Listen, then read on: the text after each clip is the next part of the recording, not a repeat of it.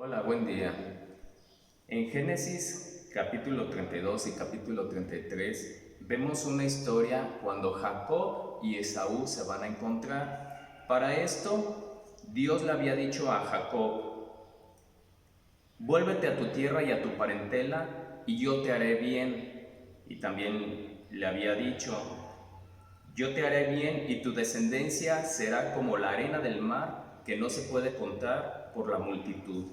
Entonces, primeramente Dios había hablado con Jacob y le había dado unas indicaciones: regrésate a tu tierra, regrésate a tu parentela. Él ya había tenido familia, había trabajado, tenía ya muchas riquezas, tenía muchos ganados y tenía que regresarse, por indicaciones de Dios, tenía que regresarse a la tierra de donde había salido y entre sus parientes.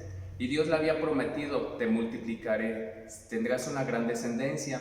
Entonces Jacob pues decide obedecer. Esa es una: escucha la palabra de Dios.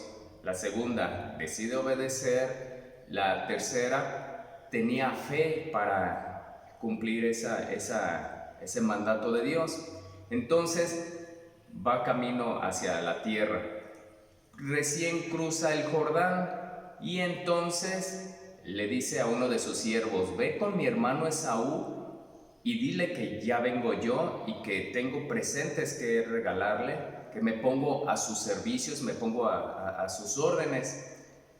Entonces pues va el sirviente, platica con Esaú y regresa con Jacob, pero le dice: ¿sabes qué? Sí platiqué con Esaú y viene hacia ti, pero viene con 400 hombres. Es decir, no venía en el son de paz, sino que iba en intención de guerra, en intención de pelear. Y a pesar de que Jacob tenía esa fe, no fue suficiente. Fíjense que dice: entonces Jacob tuvo gran temor y se angustió.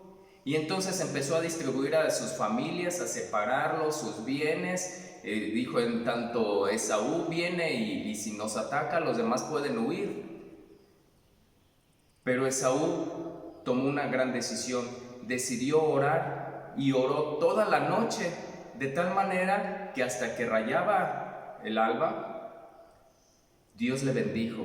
Entonces, cuando Dios le bendijo, él ya se levantó con una nueva fe, él se levantó con una nueva actitud y decidió ir hacia Esaú. Cuando se encontró a Esaú, quien iba con 400 hombres dispuestos para pelear, Esaú corrió, abrazó a Jacob y fue una buena reconciliación, fue un buen encuentro.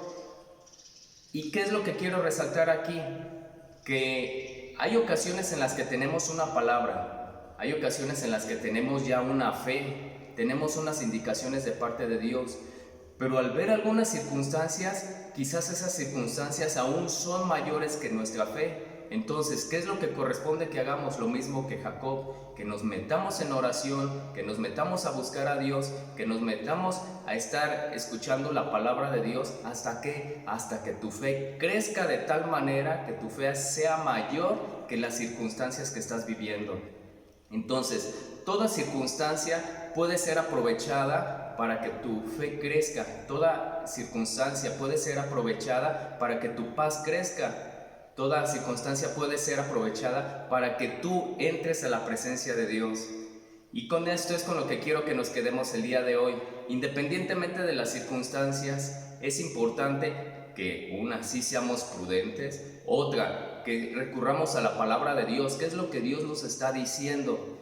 ¿Qué es lo que Dios nos está indicando? Y que nos metamos en su presencia, a buscarle, de tal manera que nos encontremos con Dios hasta que Él nos bendiga. Cuando Dios te bendice, entonces tu fe creció y tu postrer estado fue mayor que el primero.